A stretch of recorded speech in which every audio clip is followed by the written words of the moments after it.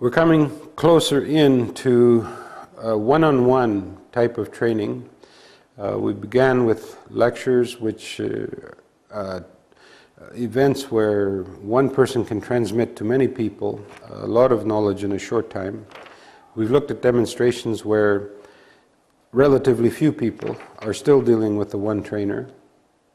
But when we come to coaching and mentoring, we're really talking about almost a one-on-one relationship where a coach begins to take on an apprentice or a follower, and that person then really begins to learn. Now, we may think of old techniques like the idea of an apprentice and a master tradesman, and the apprentice would pass years and years and learn the trade and then eventually become a master themselves. That was a kind of coaching training.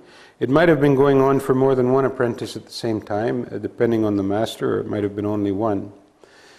But when we compare that to mentoring, we're now into something quite different, because coaching is an on-the-job type of training. You're with someone who you're working with, they're learning from you. This takes a lot longer than a lecture. It's a process, it's not an event. It is very different from mentoring, which is off the job. Now, the idea of a mentor is there's someone who's remote. There's someone who's not there in the workplace. There's someone who you go and consult with when you need to, but otherwise you're on your own. And so coaching and mentoring, although they're sometimes used almost synonymously as terms, are really very different in their approach. I think of some different movies that I've seen as a way of illustrating this, and Denzel Washington, for example, made a movie called Training Day, where he was a police trainer and he worked in the field in a police cruiser with other new recruits who were coming in to become policemen. And he explained things to them as they went and taught them the tricks of the trade and the nuances. But of course he was there, right on the front lines with them. That's coaching.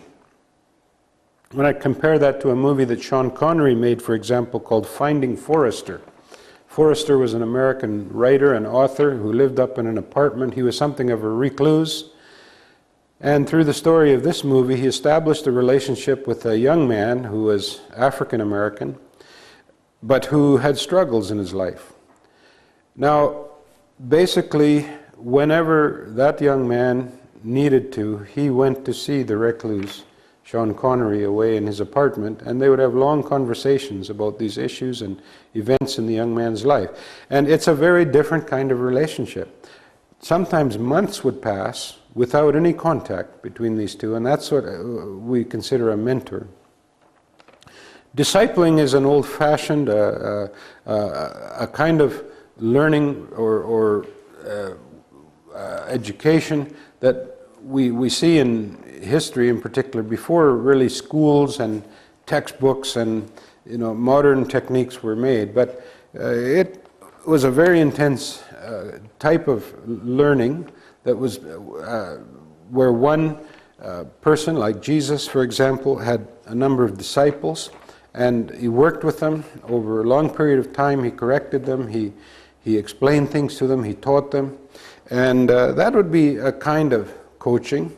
Perhaps as time evolves, you can let go of someone like that and go your way, but once in a while would need to come back and check and consult. And so maybe a coaching relationship can evolve into a mentoring relationship. But they're different, and they're very good and important ways that we don't always end up working with groups, but have skills as well as trainers to work with individuals.